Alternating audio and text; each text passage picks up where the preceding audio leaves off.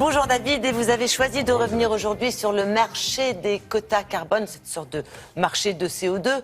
La dernière fois qu'on en a parlé, c'était pour un problème de fraude à la TVA, mais enfin depuis, je crois que la TVA a été supprimée. Oui, sur les quotas carbone. Oui. Comme on dit, ça c'est fait. Ça c'est fait, c'est réglé. Maintenant, sur ce marché du quota carbone, comment ça fonctionne exactement? On va essayer de mieux comprendre. Le point de départ, déjà, Isabelle, c'est le protocole de Kyoto. Tous ceux qui ont signé le protocole de Kyoto, ils se sont engagés, c'est les pays industrialisés, à réduire leurs émissions de gaz à effet de serre, notamment le CO2. Alors, qui est concerné par ce marché de quotas carbone? Des entreprises polluantes. Alors, ce sont des entreprises qui ont une puissance supérieure à 20 mégawatts. Grosso modo, vous voyez, c'est des entreprises telles que celles-ci qui produisent de l'acier, qui produisent du papier, du ciment. Les raffineries aussi sont concernées, production de verre. C'est 12 000 installations de ce type en Europe. Alors, les rejets de CO2 de ces sociétés, c'est 40% des émissions globales sur l'ensemble de l'Union. Ouais. Le reste, c'est le tertiaire et les transports, pour faire simple. Alors, le protocole de Kyoto a dit on va réduire les émissions et donc on va allouer à chacune de ces entreprises un plafond qu'elle ne devra pas dépasser. Et donc, on va lui allouer aussi un quota d'émissions de CO2. Et en fin d'année, on va essayer de voir si le quota qu'on lui avait donné est respecté par les émissions réelles. Un exemple. Il y a une récompense? Vous allez voir ça. Et c'est tout le système du quota carbone.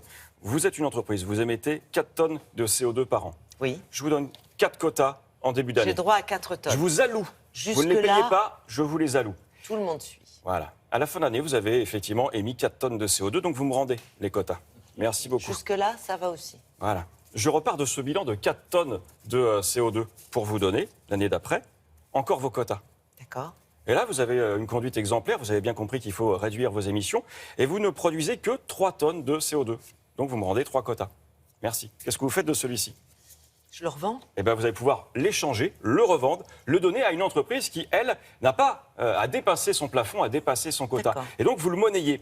Et c'est là tout l'intérêt de cette bourse, c'est-à-dire qu'on donne une valeur à l'effort qu'on va faire, mais dans les deux sens. C'est-à-dire que vous faites un effort, vous pouvez vendre votre quota à une entreprise qui en a besoin. Alors déjà, cette entreprise qui a dépassé son plafond, elle va payer une amende et ensuite elle va devoir acheter des quotas. Donc il y a aussi un intérêt pour elle, rapidement, à revenir sur la réglementation, à améliorer son process de production pour réduire sa facture de CO2. Alors c'est un système qui a été mis en place en 2008 en France, toujours dans le sillage du protocole de Kyoto. Là, on est aux Nations Unies, c'est là que ça se discute, notamment au travers des conférences climat dont on a parlé, parce qu'on avait la COP 21 l'année dernière en France. C'est ça, la conférence climat. On discute de ces questions-là.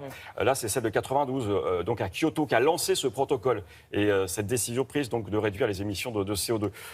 Il y a 3 phases qui se mettent en place. Puis on améliore à chaque fois le process, parce que tout ça est un peu, on l'a vu avec l'histoire de la TVA, c'était un petit peu tangent. Maintenant aussi, on étudie, ça c'est les parlementaires européens qui ont mis ça en place en début d'année, que suivant les périodes de récession ou de production plus importante, on fasse aussi varier les quotas. Sinon, on ferait chuter la valeur de ces quotas. Les derniers qui ont été introduits, c'était les quotas de phase 2. Ils valaient 20 € au départ, ils sont à 13-14 aujourd'hui. Enfin bref, ça reste un moyen d'échange. Donc ça fonctionne bien en fait. Ça fonctionne, ça donne une valeur concrète et financière aux réductions de CO2. Alors quelle que soit effectivement la motivation qu'on peut trouver à faire ça, si le résultat c'est de réduire les émissions de CO2, c'est parfait. En tout cas, c'est l'objectif. Exactement. Merci beaucoup. On va continuer avec la culture, avec Henri Jean Servat.